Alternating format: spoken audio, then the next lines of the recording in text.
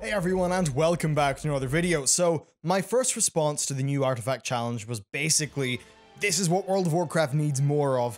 It's been a very long time since the game has given me a good solo challenge to sink my teeth into. Even though I did not complete it initially, it was a fresh bit of content that made me think about what I was doing, especially because I made the decision to go in as blind as I could, not reading any external information.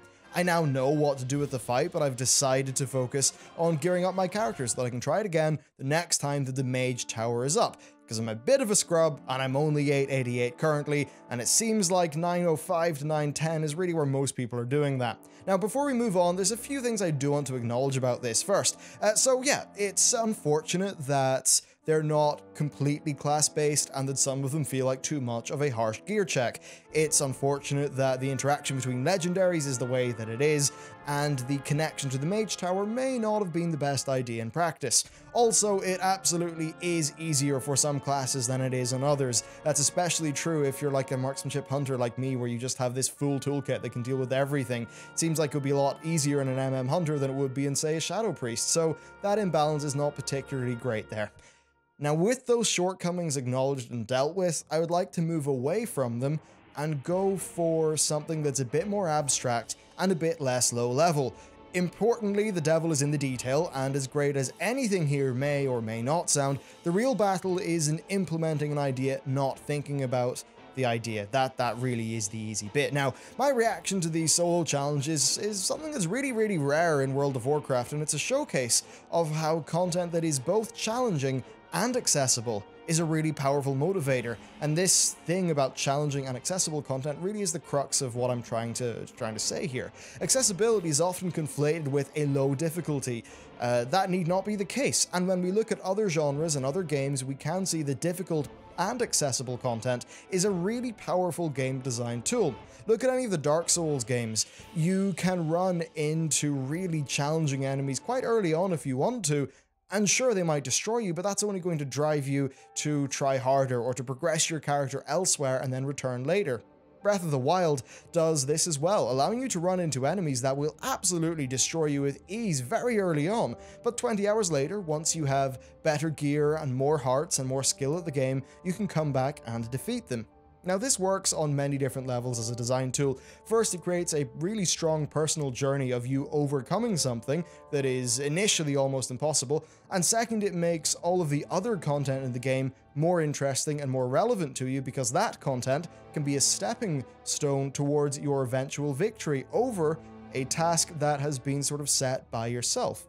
Now, with both of these games, the accessibility of that difficult content, the way you can just stumble into it, is really important. You need to be hooked by the game somehow, and it's very hard to hook a player on a game's gameplay when the big scary challenge involves months of work, social stuff, and a crack team of 20 people. Now, I'm not advocating to change the current raid system in any way at all. Rather, I'm advocating that we add more content that is very hard but also very accessible to the game, and just sprinkle that across so that more than just the raiding population can get a bit of a sense of it. Now, I don't think that content like that should be the only way to progress or a system that dominates the game, but I do think that maybe one or two of the routes to character progression should involve pretty damn hard, mechanically oriented content that's not just about you having large numbers. With the Counterthat Ebonlock fight of 5.2, it did not matter if you had a full set of the best gear in the game, you'd still lose if you did not understand the mechanics. And what did that do? That led to a lot of people getting to know their warlocks and understanding them a lot better. I think that concepts like this could be applied to many more elements of the game. Legion's class Order Hall quests would have been a great place to do a little bit of this, yet they're universally either a face roll or a battle of numerical attrition that maybe, sure, it's tightly tuned, but neither of those things are really that interesting. What is better is if they challenge you to use the mechanics of your class to overcome the problems that they throw at you, not just rely on raw numbers. Now, it's the kind of content that's easy to do once you understand what you need to do, but even that easiness is always going to be punctuated by the fact you know you will fail if you mess up. A bit like how an experienced Dark Souls player can still be easily destroyed if their brain just turns off at some point and, they don't play around the mechanics. looking at the world content of World of Warcraft, I think that's where there could be a great opportunity to do content like this. A good example is maybe the timeless Isle mobs, but doing them in a more challenging and meaningful way. The increase in power over these mobs as your character progressed ended up being quite compelling. Not only did you kill them faster, but your progression was more mechanically tangible, which I think is a lot more compelling than just raw numbers. These mobs could be killed by just about any decent player at any gear level, but, you know, it was pretty hard initially. You had to play well and not be hit by the mechanics. And that overall created a pretty cool progression as you got better gear over the, you know, over the content in the island. And I think that was more interesting than just about any of the progression over the World Quest content or Broken Isles mobs, because none of them are mechanically interesting. I think that it really comes down to having simple, readable, and intuitive combat mechanics that are properly punishing. Basically, it's just challenging the World of Warcraft developers to take inspiration from other games and how they've handled combat systems to, you know, just try to get the WoW people to do something a bit more innovative with their game. I do think that WoW combat works brilliantly for boss fights. I think that's great, but it's not at all compelling for 90% of the other fights that happen in the game. Whether you're fighting a Murloc, a demon, an orc, or a bear, they all pretty much feel the same. That might have been okay in 2005, 2008, or 2010, but time really is marching on and leaving it in the dust.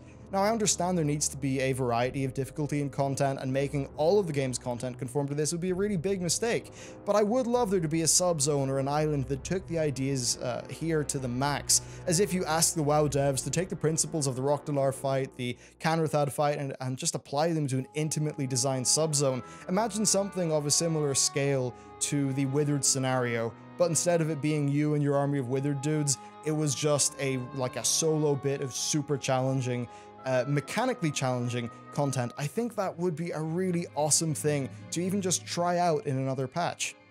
Now, they have done similar stuff with the Brawlers Guild, and I absolutely applaud that. This shows that they do have the game design chops to make fun, mechanically exciting solo content that challenges players to understand the game and not just blast through it purely relying on having gear and numbers and progression, you know, actually make people understand the game that they're playing. So whether it's a one-off thing like the 7.2 system, a separate thing like the Brawlers Guild, or a sprinkling of these ideas throughout the world content, I think that this is absolutely something that Blizzard should do more of. Now, I think it's a damn shame that we've had to wait from 5.2 to 7.2 to get content like this. Content that challenges you individually in the same way that a Mythic Raid might, but that is delivered in an accessible manner, such that, you know, any player can get the taste of the limits that Blizzard can push their combat system to.